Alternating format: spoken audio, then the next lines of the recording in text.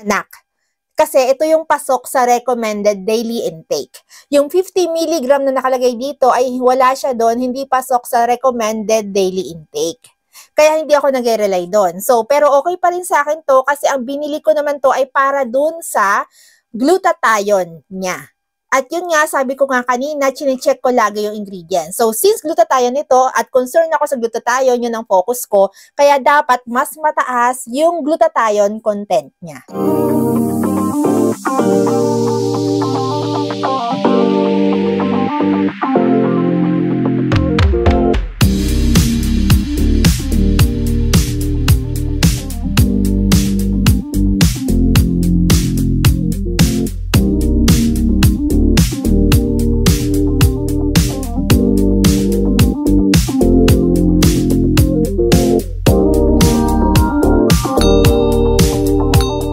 Hello my loves! Welcome back sa aking channel. Para naman sa mga taong hindi pa nakakilala sa akin, ako po si Gadang Pilipinas sa Espanya. Welcome to my YouTube channel.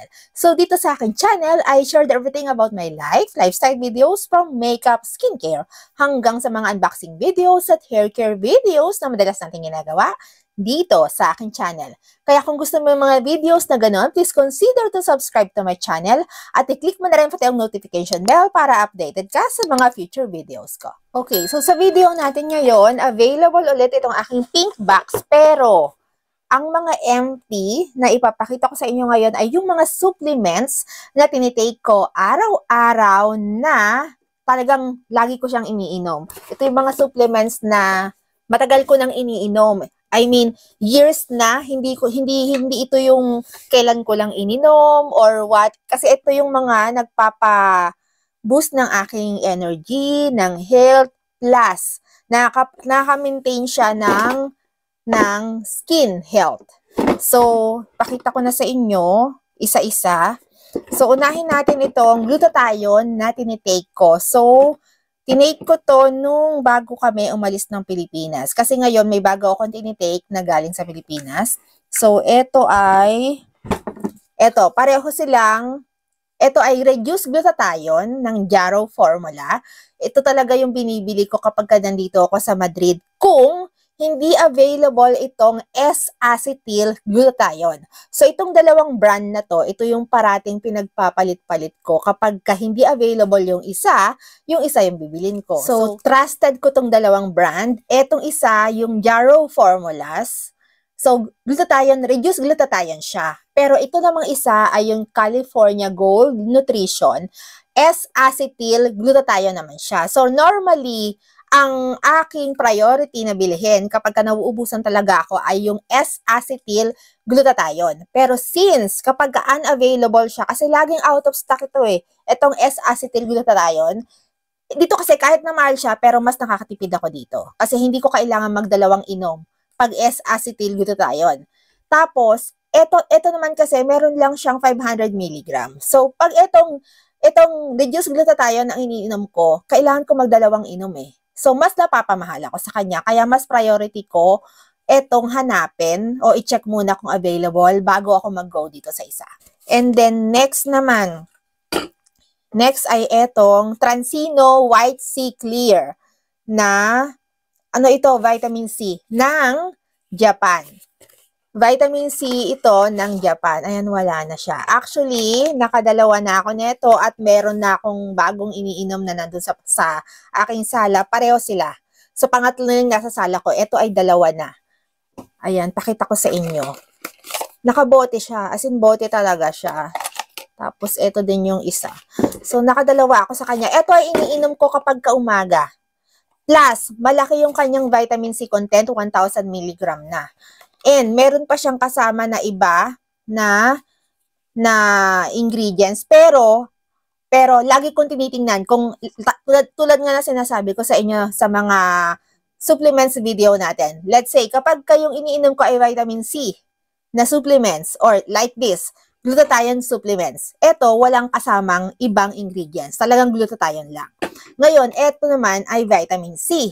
So, ang chine-check ko lagi, dapat mas mataas yung vitamin C content ingredients niya. So, ito yung nagustuhan ko sa kanya. Meron siya 1,000 mg of vitamin C.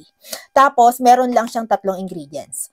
At yung dalawang yon, importante yon para mag-combine dun sa vitamin C na content niya. So, hindi ko nasasabihin sa inyo kung ano yung dalawang kasama na ingredient niya kasi ito ay vitamin C talaga. So, sinabi ko kanina, 1,000 mg yung kanyang vitamin C per capsule. Okay? Per capsule yon. So, ayan, nakadalawa na ako. So, balik natin dito. Ayan. And then, next. So, ito ay iniinom ko kada umaga kasabay nung S-acetyl glutathione. And then, ito naman ay NAC by the brand Amazing Formulas. Kung napapansin niyo yung ibang mga glutathione sa market, especially kung reduced glutathione, meron siya talagang kasama na NAC. Pero, pansinin niyo yung dosage na nakalagay doon sa kanya o yung milligram na included sa kanya, mababa.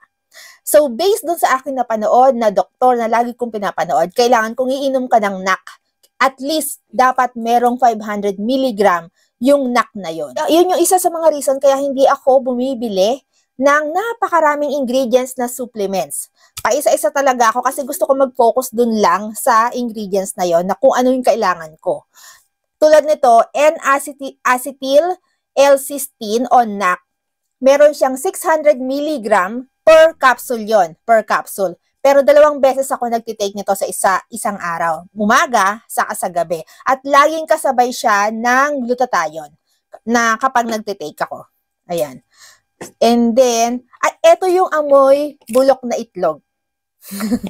Ito yung naaamoy mo sa glutathione kapag bumibili ka ng glutathione, amoy bulok ng itlog talaga, 'di ba? Ito 'yun. Ito siya.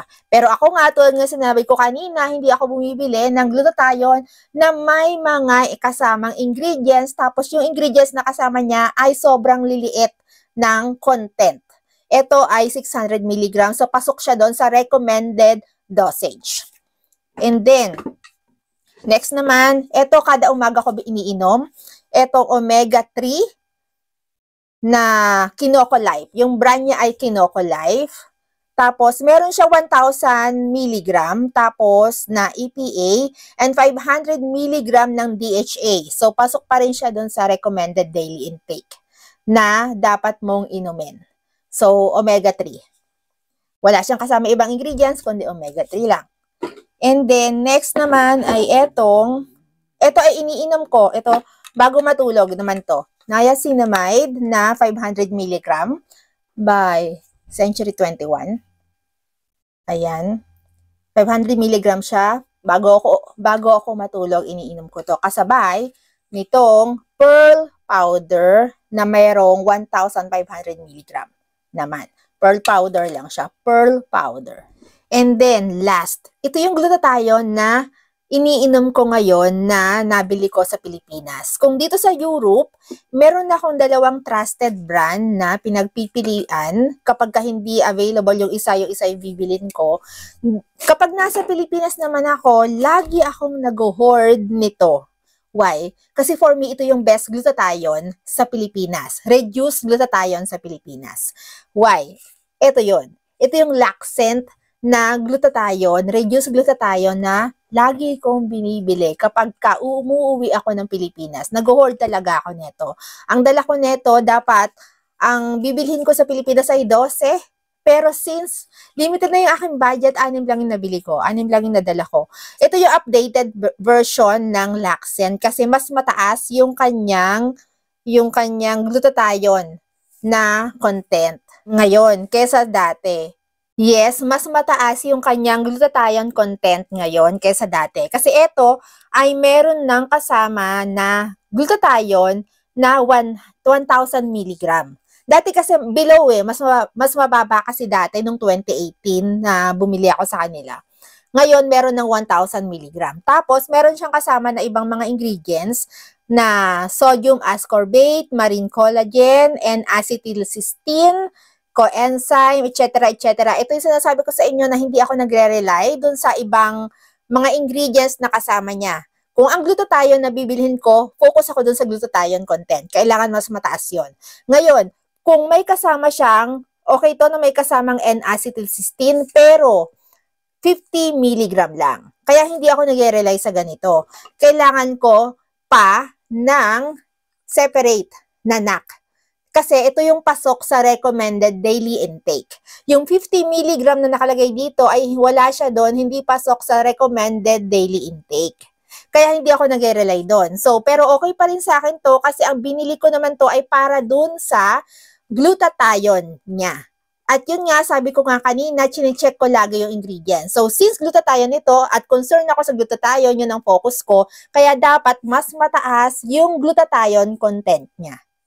Alright, my loves, thank you for watching at sana gusto mo itong ating video ngayong araw. If you like this video, please don't forget to give me a thumbs up at pwede mong i-share itong ating video sa mga taong tingin mo ay nangangailangan. Pero tulad ng dati, bago tayo magtapos, kung bago ka dito sa aking channel, please subscribe to my channel at i-click mo na rin pati yung notification bell at huwag mong kalimutang i-click ang all after ng notification bell para updated ka at wala kang mamiss sa mga susunod ko pang videos. Thank you for watching, my loves, and always remember to be beautiful inside and out. And so yeah, thank you for watching and see you on my next videos. Bye, my loves!